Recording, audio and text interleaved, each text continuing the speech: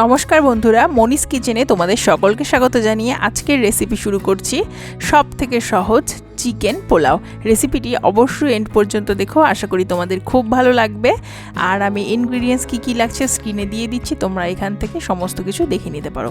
তো চলো এবার সরাসরি চলে যাচ্ছি রান্নায়। তো প্রথমেই নিয়ে নিচ্ছি 2 কাপ বাসমতি চাল।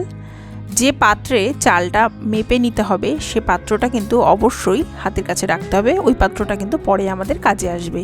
এবার আমি তোমাদের দেখিয়ে দিচ্ছি আমি কী চাল নিয়েছি। এখানে দাওয়াতের ব্রাউন বাসমতি চাল নিয়েছি, তোমরা চাইলে অন্য যে কোনো চাল, সাদা চাল ব্যবহার করতে পারো।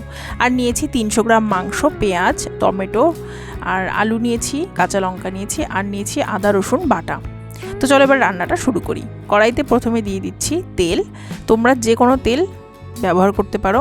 আর তাতে দিয়ে দিচ্ছি 2 টেবিল চামচ আদা রসুন বাটা। আদা রসুন বাটাটাকে বেশ কিছুক্ষণ ভেজে নিতে হবে, কাঁচা গন্ধটা চলে যাওয়া পর্যন্ত।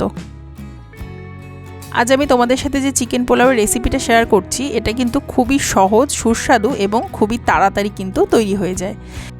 আদা রসুন বাটা খুব ভালোভাবে ভাজা হয়ে গেছে। এবার 300 গ্রাম মতো মুরগির মাংস দিয়ে দিচ্ছি।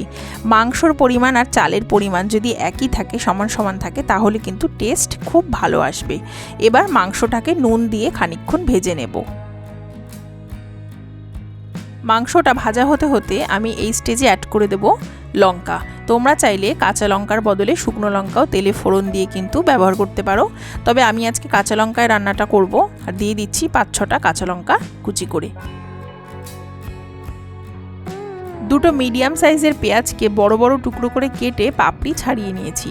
আজকে পোলাওয়ের মধ্যে পেঁয়াজটাকে আমি এইভাবে অ্যাড করব। এটা করে মুখে পড়বে আর খেতেও কিন্তু বেশ ভালো লাগবে। দিয়ে দিচ্ছি গোটা একটা টমেটো টুকরো করে।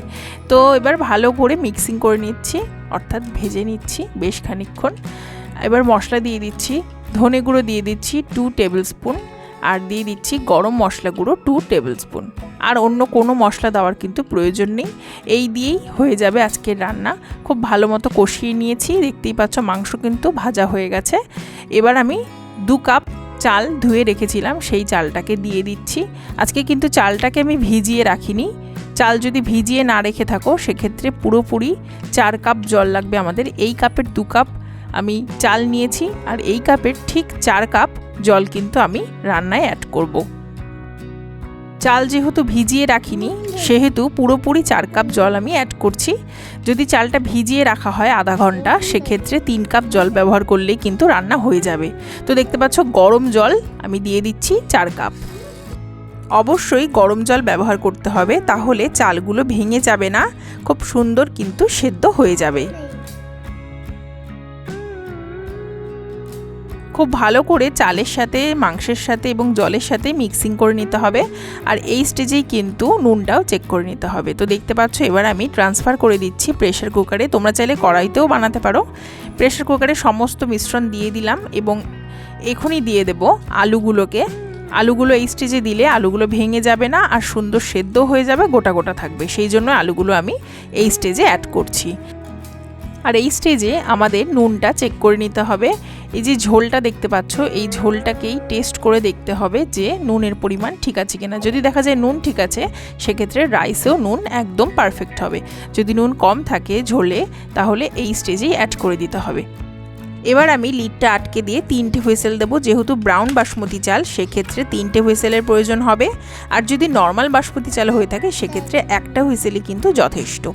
3টে হুইসেল দেওয়ার পরেই সাথে সাথে লিডটা কিন্তু ওপেন করব না। মোটামুটি 15-20 মিনিট পরে আমরা লিডটাকে খুলব। ঢাকনাটা খুলে এবার একটা পাত্রে ছড়িয়ে ঢেলে নেব, তাতে করে চালগুলো সুন্দর একটা শেপে কিন্তু চলে আসবে এবং ঝরঝরেও হয়ে যাবে। তো এবার আমি একটা পাত্রে পোলাওটাকে ঢেলে নিচ্ছি।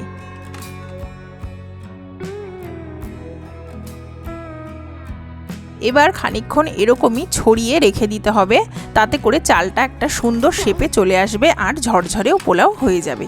তো দেখতেই পাচ্ছ সুন্দর কিন্তু সেদ্ধ হয়ে গেছে, খুব ভালোভাবেই কিন্তু ভেঙে যাচ্ছে, গলেও যায়নি এবং পারফেক্ট সেদ্ধ হয়েছে। বাড়িতে হঠাৎ কোনো গেস্ট চলে আসলে এরকম একটা চিকেন পোলাও বানালে কিন্তু ভীষণ খুশি হবে সবাই। অবশ্যই বাড়িতে বানিয়ে খেও, ভীষণ ভালো লাগবে। আর খাবার সময় এক ফোঁটা লেবুর রস চিপে নিও, তাতে করে কিন্তু খেতে আরও বেশি ভালো লাগবে। আজকের এই রেসিপিটি দেখার জন্য তোমাদেরকে অসংখ্য ধন্যবাদ। সবাই খুব ভালো থেকো, সুস্থ থেকো। চলে আসবো পরের দিন আরও একটা অন্য কোনো রেসিপি নিয়ে। আর তোমাদের যদি কোনো রেসিপি দেখার থাকে সেক্ষেত্রে তোমরা আমাকে অবশ্যই কমেন্ট সেকশানে কমেন্ট করে জানাতে পারো। আমি অবশ্যই চেষ্টা করব সেই রেসিপিটা তোমাদের সাথে শেয়ার করার। এবার দেখো আমি একটা পাত্রে কিন্তু দেখিয়ে দিচ্ছি যে কতটা সেদ্ধ হলো, কতটা কীরকম হলো। তো দেখতে পাচ্ছ একটুখানি তুলে নিয়েছি। এবার আমি প্রথমে আলুটা ভেঙে দেখাচ্ছি। এই দেখো আলুটা পরে অ্যাড করেছি এই জন্যই যাতে আলুটা গোটা থাকে আর ভেঙেও না যায় আর সেদ্ধও হয়ে যায়। আর দেখো কতটা ঝুরঝুরে হয়েছে চালটা, মাংস তো সুসেদ্ধ হয়েই গেছে। তো অবশ্যই বাড়িতে বানিয়ে খেও, আশা করি তোমাদের খুব ভালো লাগবে। আজকের মতো এখানেই শেষ করছি, টাটা।